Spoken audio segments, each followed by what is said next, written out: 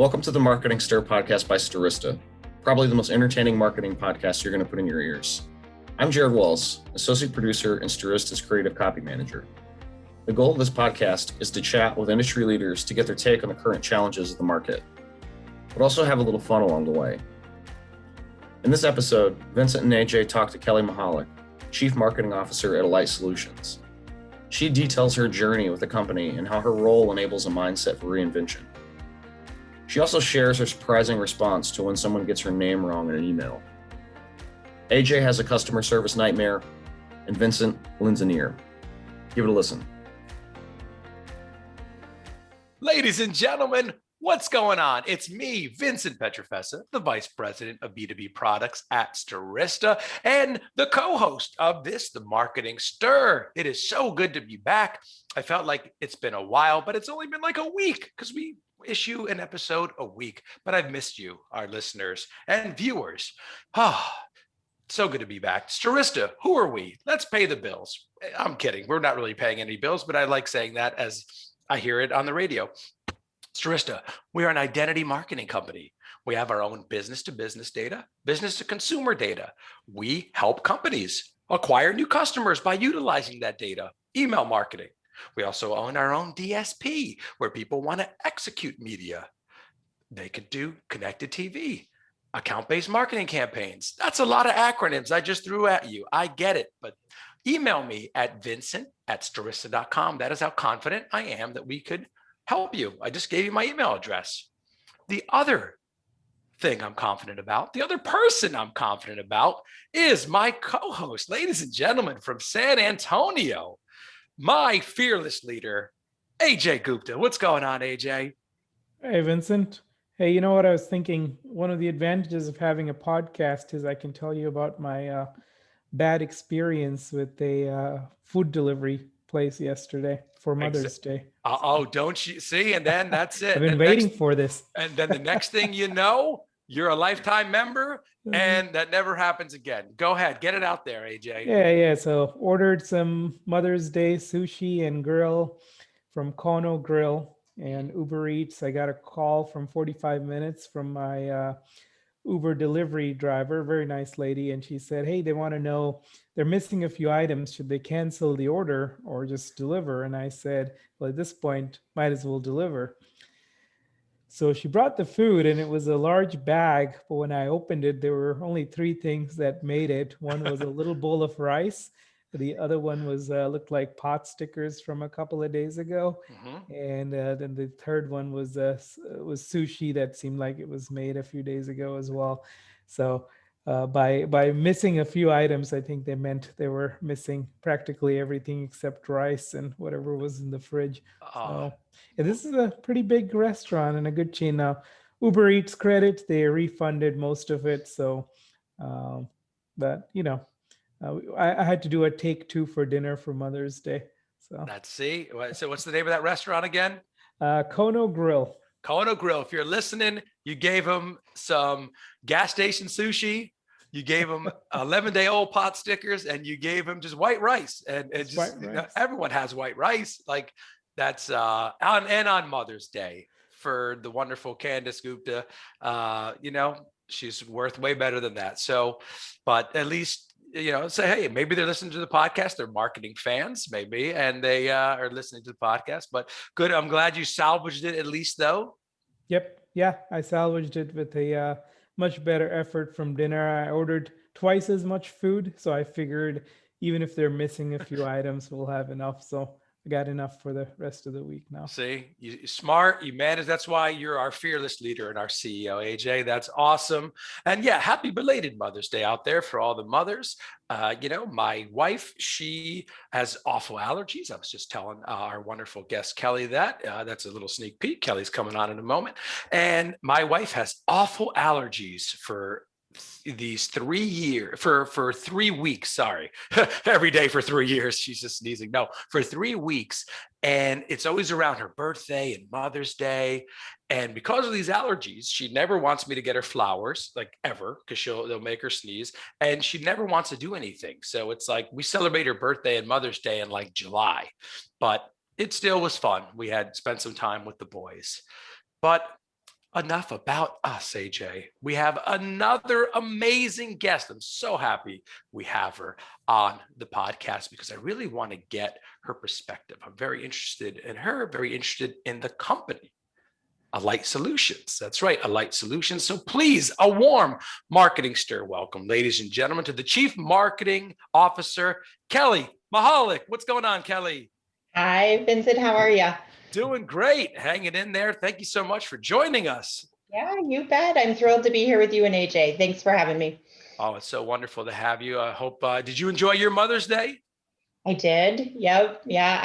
I have the privilege of being a mom to 3 kids. So I have 2 daughters in high school, and they were writing me notes about, so they're starting to understand things and all of the sacrifices and things in the real world, right? So on that end, I was getting these thank you notes about being there for them and the sacrifices we make and really, helping set them up for the future. And then I have an 8-year-old son who was like, thanks for the pizza and, and letting me play Fortnite. It was just really cute to see that. Oh, that's awesome. Yeah. And that, what a great way to start the podcast, how grateful they are and putting, things into perspective. That's great. Now, Kelley, for people who don't know Alight Solutions, I want to hear, tell people about Alight. And then I'd love to learn about your role as Chief Marketing Officer there, some of your kind of day-to-day responsibilities as well. Yeah, absolutely happy to. So Alight Solutions provides data-driven workforce solutions to employers so that they can help their employees make better decisions around their health benefits, their retirement benefits, and their payroll. So we have a tremendous amount of data that enables, when you start looking at together and put an AI personalization engine on top of it, that we can really provide guidance for individual employees so that they're making the best decisions for themselves and their families. And so that results in a better outcome for them that ultimately ends up and results in a higher return on investment for employers and better outcomes for their bottom line. So we're just thrilled to be investing in AI and technology to bring this forward to our clients. I love it. And then talk to me about, your role as Chief Marketing Officer. And then my other question about that is I love your journey. I want to find out about how you got into marketing and don't think I didn't notice, Director, VP, and then Chief Marketing Officer. I want to talk about that. But before I get to there, Kelley, just some of your day-to-day, things that, your team, are you work closely with sales? It's the age-old marketing and sales thing. So would love to hear about that. Yeah, absolutely. I mean, so at Alight, we're like a 25-year-old startup. So we were we started as Hewitt, right? Hewitt and Associates. Aon purchased us several years ago. And then about 4 years ago, we carved off and were private equity carve off. And at that moment, 4 years ago, we had to create a new brand, a new company, a new purpose, vision, values, website, content, you name it, in 3 months. And so this last year is when I stepped into this leadership role, and we are reinventing ourselves once again. So every day for me is really working with the team and our business stakeholders and sales and product, et cetera, to really get ahead of, okay, what's next for us?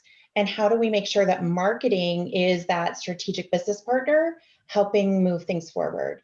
So, that can involve anything from, as everybody on this, on this show will know, anything from, okay, let's make sure that we get some really exciting swag out to the team, right? So that they can feel proud to be here and proud to be on Zoom in their Alight gear, to really thinking about our strategic go-to-market and how we're going to make sure that as we go up market and talk to the C-suite, which is one of our big aspirations, how do we make sure we don't alienate who are current buyers and relationships that we have today? So, there's just I feel so honored to be able to have a conversation about t-shirts and then a conversation about business strategy in the very next breath. I love that. And I know AJ's chomping at the bits to ask you a question, but the other question is, talk to us. We always like to ask our guests this, is because it's never a path of like, I studied marketing and here I am. It's usually like a philosophy major turned marketing. But talk to us how you got involved in marketing. And I'd love to, your journey just at Alight. I love seeing that over the course of the year. So talk to us about that. Yeah, absolutely. So I started my career. So I was a IT major, started at IBM, working on IT outsourcing contracts and really looking at the processes that we undertook to go to market, soup to nuts, right? From getting a new client engaged with our marketing material to working the contract to onboarding them, implementing new solutions, et cetera. I did that for several years and then moved on.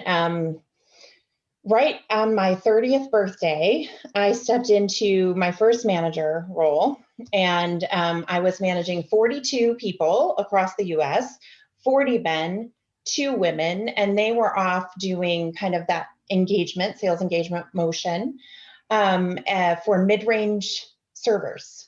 So putting together mid-range solutions for various clients across our portfolio. When I needed a change, I moved to Hewitt, and they were doing the same thing. Hey, we're going to go back to market. We're going to get in and start selling, start growing, et cetera. So we need to build, a solutions team, a sales operations team, et cetera. So we did that for a couple of years and got to know the business. And then the cloud was invented, right? So whereas we used to do solutions on enterprise on-prem products, we needed to change our complete model to be enabling cloud solutions, to be much more nimble in what we did. And instead of bringing in 2 or 3 big deals a year, we had to go to 2 or 3 deals a week. So I helped the team kind of build that new offer. And in parallel, we were looking for a head of marketing for just that business unit, right? And I'll tell you, we looked for about a year. And I always say we were looking for that unicorn, right? Somebody who had deep domain experience, deep marketing experience, could kind of navigate our interesting matrix of stakeholders. And we were coming up empty-handed.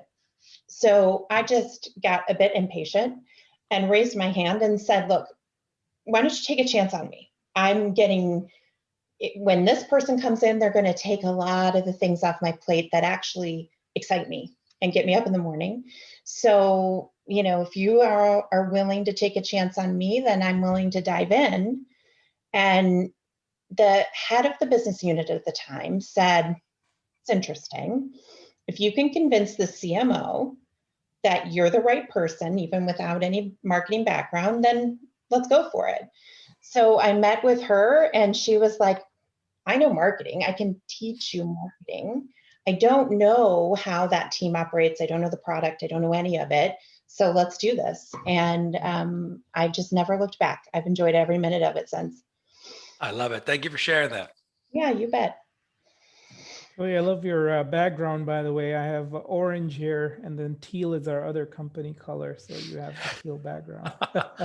Yeah, nice. Kelley, I heard that you guys are planning on launching a new website. Would love to hear more about that. What's gone into it, and what are some of the changes you're doing? Yeah, so we actually had our successful launch about a week ago. And we launched our global website. It is in there's 10 different sites, right, domains, and 6 languages. And we have been working on that for 10 months, right? And what really made that a necessary project for us is I had mentioned, 25-year-old startup. and that we had kind of created this whole new company in 3 months. So our website was not scalable. It was a bit of a Band-Aid, right? We've got to get a storefront out there, if you will. So we always knew in the back of our mind we were going to need to create the appropriate infrastructure and build the right scalable, leverageable site. But Alight has done, I think it's somewhere along the lines of 7 M&A transactions in 3 years, and many of them global. So you can imagine if you have an infrastructure that's not scalable and you're trying to bring in these new brands, new solutions and geographies into the fold, it was impossible to do.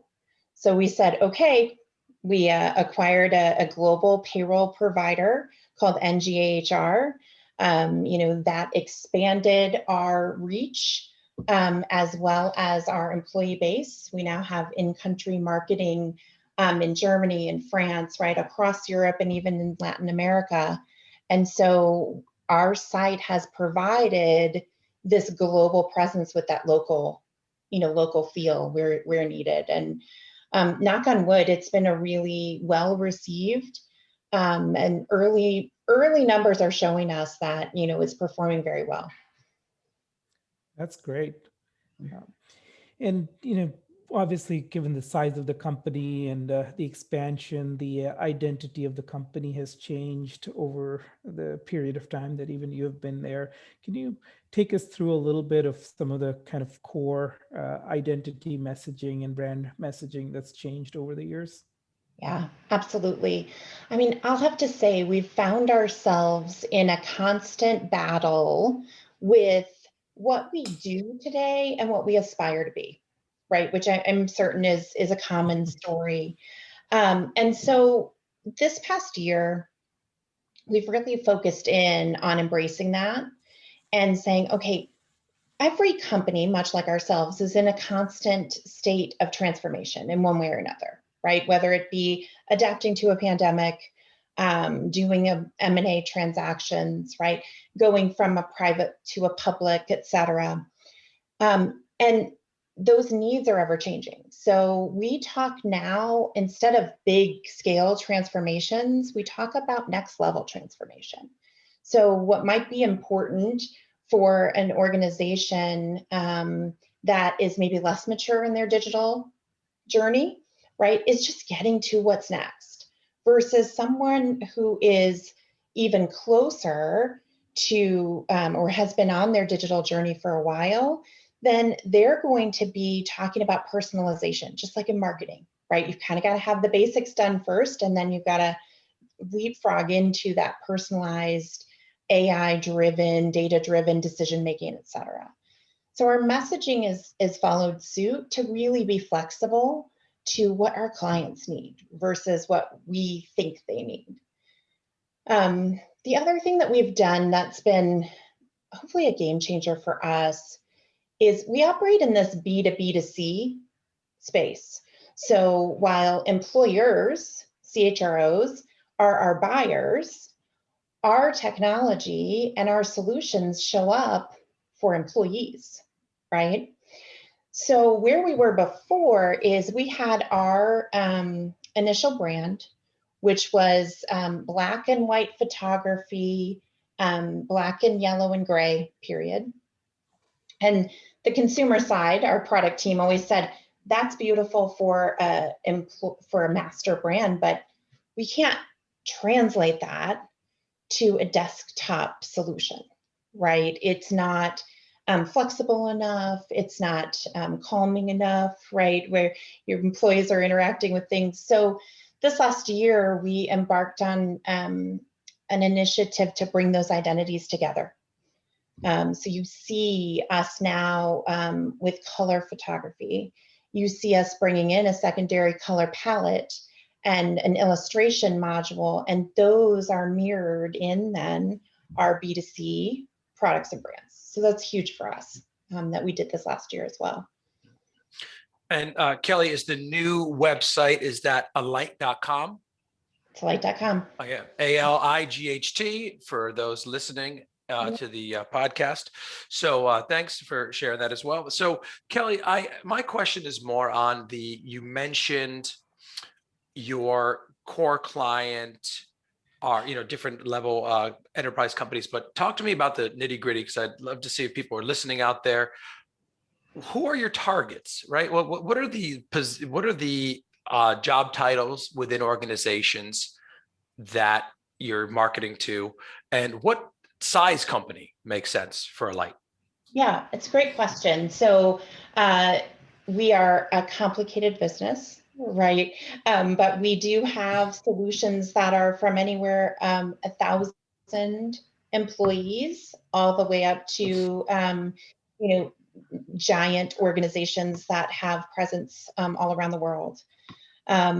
We sell and go to market at various levels. So the C-suite, if we have relationships there, can have conversations there, that ROI story really resonates, right? And we're learning more and more as we've all had experiences over the past year, right? And sending employees at home, having employees balance all of the things that they have to, right? Children in the background, Zoom meetings happening, dogs barking, all of those things.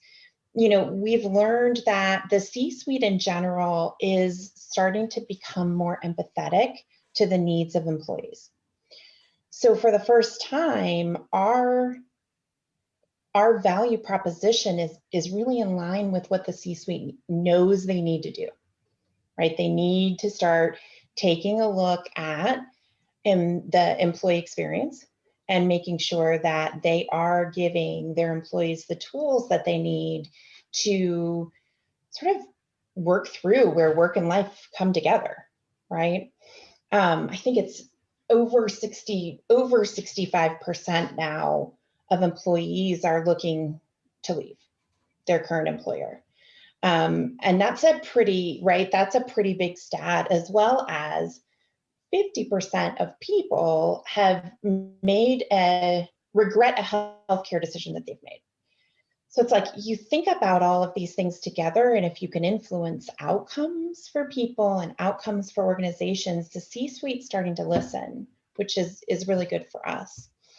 Now, we also have payroll administration services, right? So heads of payroll are people that we talk to on a regular basis, as well as heads of comp and benefits, and even internal communication organizations often come to us and ask us to help with an employee value prop kind of solution. And AJ, I'm not one of those 65%. Don't worry. I'm very happy here at Stirista. Don't you worry about that. But Kelley, was a lot of I always like to ask people this, because the way people marketed in 2020 was very different than now. A lot of, at Stirista, we used to go to a lot of trade shows and meet people there. Maybe we had a booth, maybe we sponsored something. I don't know if Alight did that, but if you did, talk to me how the pivot has been.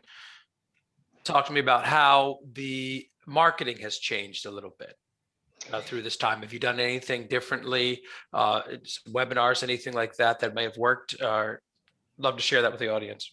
Well, it's a great question, and I know it's on the minds of many, especially as things slowly start to open up again. So we did. We were, we had a very a sizable part of our budget went to trade shows and events. We were at places like HR Tech, Workday Rising, Oracle World, things of that nature.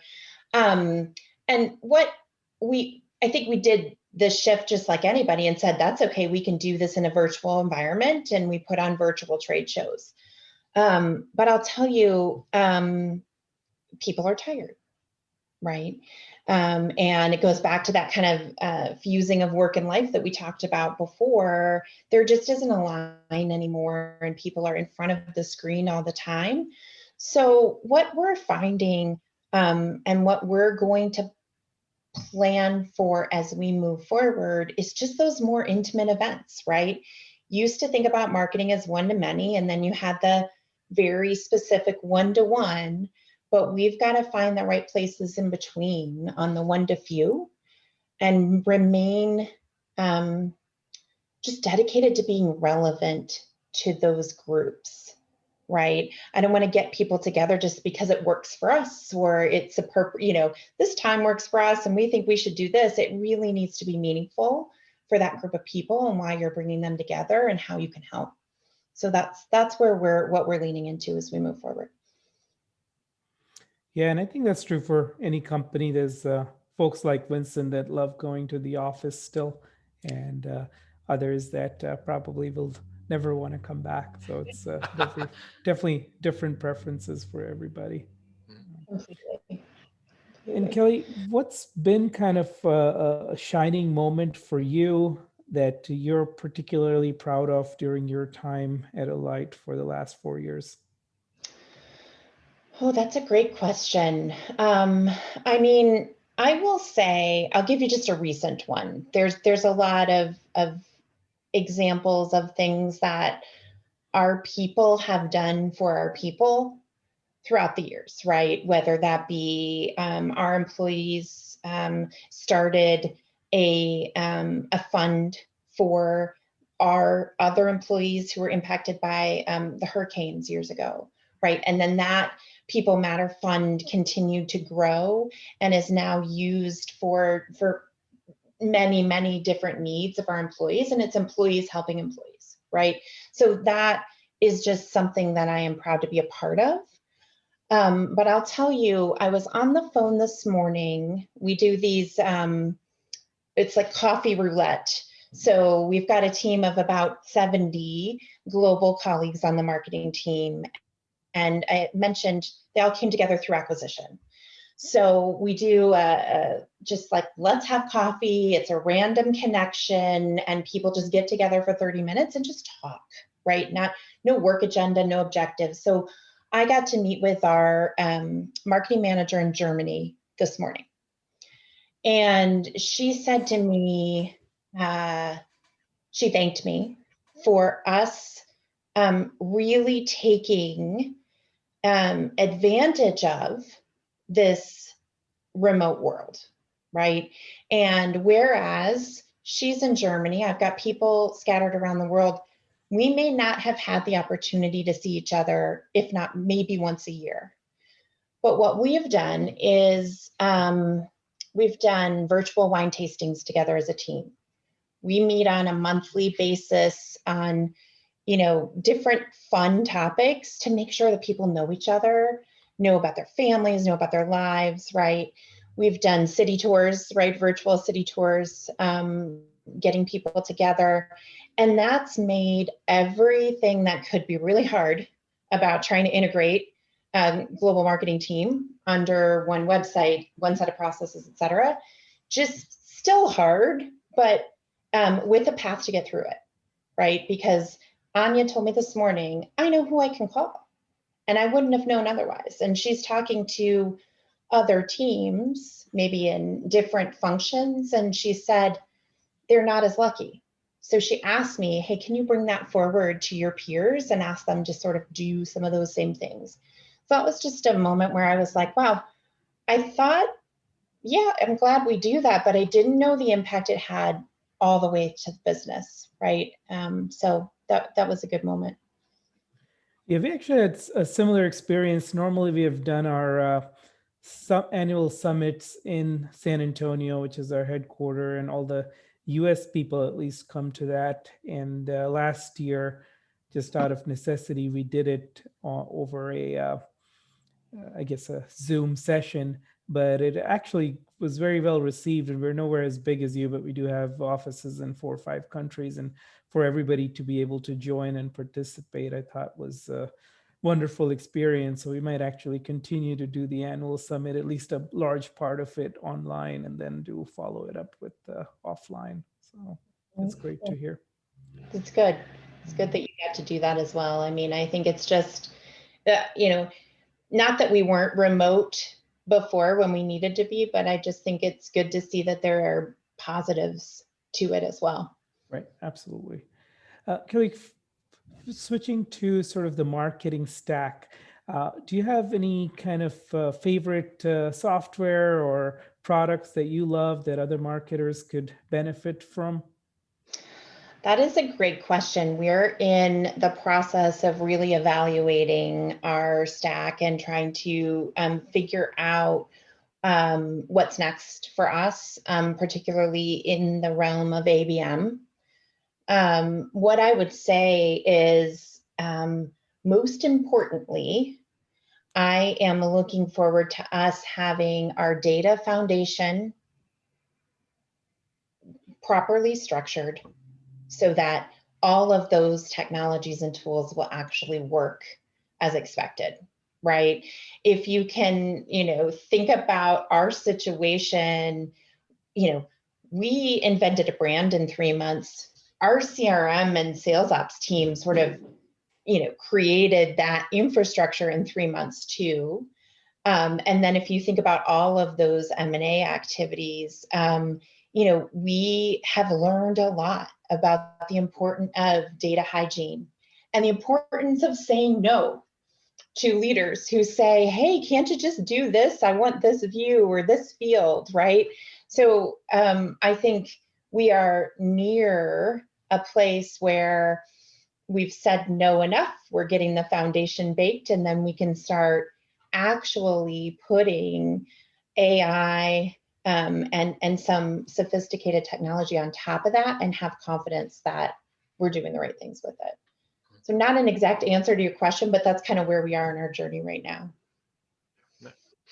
And Kelley, you mentioned before, I wanted to talk about Workday, if that's okay, because you mentioned that at one of the conferences that you went to. How did kind of Workday change the solutions market? Yeah, I mean, earlier when I was talking about the cloud was born, right? For HCM, that was Workday. So that changed everything for us from an ability to add value to our clients, right? So if I had, for HR leaders using an HCM system, if I had 10 hours to help them before, I was helping them with translations and, just trying to get transactions done in a way that made sense, right? Now, if I have 10 hours to spend with a client, I'm helping them think about strategy and about how to engage employees. No, the system stuff's taken care of, right? Check, done. So it was a huge enabler, just like many other cloud technologies have enabled functions to be more strategic. It's a huge enabler for our clients and for us to partner with them in a different way. And you touched upon it before. I want to just elaborate on it about what are your clients asking for right now? What are some of the things that your clients are asking for? Is it different that you may have done before or you haven't done before, now you're doing? Just always love to hear like the feet on the street. Yeah. So it goes back to that wide range of clients that we talk to. So in HR technology has been coined as kind of behind, right? And so what many of our long-term heads of HR are asking us for is help us get ahead, right? Because as you all know, people are people. So I, as a person and a human, am used to going on my Amazon app and having something either arrive immediately, if it's music or a movie or what have you, or tomorrow or the next day. And it's an easy transaction and it's done. So then people come to work and have this like, I don't know where to go. I have to go to 8 systems. All I want is to view my paycheck, right? Like that is becoming more and more just unacceptable and frustrating. And people don't have time to sort of call a phone number, right? To get that guidance unless for something simple. So I think our clients are asking us to help them bring the experiences they have in their everyday life to the, health benefits, payroll, 401k, to how I interact with those things, and help me decide. Like, benefits are super complicated, right? I was just reading over the weekend about an unfortunate scam that is out there where folks who are in between jobs have kind of taken this low cost insurance and then had an unfortunate accident or illness and have just completely found out they're not covered. And so, that's because there's a lot of pages of complicated terminology and fine print. And so what our solutions do, hopefully, is simplify that. And that's huge for HR, as they're kind of bringing that forward to their employees. Kelley, I'm sure you get a lot of emails and LinkedIn messages given your job title and the companies you've worked with. So how do you kind of prioritize which ones are you going to respond to, and what are emails and messages that you really dislike? Such a good question for a marketer. And, right, here's the thing. I don't only get them addressed to me, I get them from the leaders who forward me emails that they've gotten that they have enjoyed, or, oh, this one really caught my attention, they're giving away free shoes, right, or whatever is happening. So for me personally, I can't stand the overly contrived emails. I don't really respond to anything that is not personal, right? Like, hi, Elizabeth, and you're like, well, my name is like that. I feel bad for them. I typically write back to them and just say, I think you guys had a mistake. But I really like the conversations that are more like, hey, would you mind joining this forum, or can we get together and solve a problem, right? Those are just more interesting. I also think that the one-off, like, let's talk about your website, or let's talk about this, I don't have time to talk about those individual things. I need to talk about the enterprise and across all of that from a strategic perspective. I will tell you, the free pair of shoes does work, like, with some of my stakeholders, because they're sending me that stuff all the time. But then I'm always like, okay, well, wait, but are you really going to talk to this person? And they're like, well, no. So, it's always interesting to see how that comes together. Any kind of cool new technologies, or looking forward now that you have the website launched, any other things coming out in later part of this year or next year that you can share? Oh, I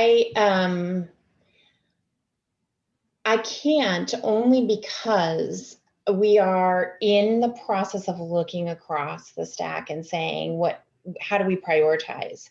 So similar to what I would say to an HR buyer, I would recommend to myself is that anything that's siloed or not connected isn't going to serve you well. So make sure that there is a true strategy, because we've done things in the past where we've gone all in on LinkedIn Lead Accelerator, all in on this, and we've missed that 360-degree view of the client. And it just kind of fizzled out. So I am, now that we've got the website behind us, really focused on what is our strategy and what is our roadmap, and what are the trade-offs we have to make between best of breed, enterprise solutions, and again, keeping that sort of data foundation as solid as we can as we move forward. Mm-hmm. And Kelley, I want to pick up off of that.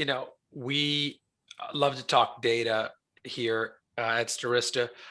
What role does data play with Alight? What's the value of data that you put into that put behind your system, your own data?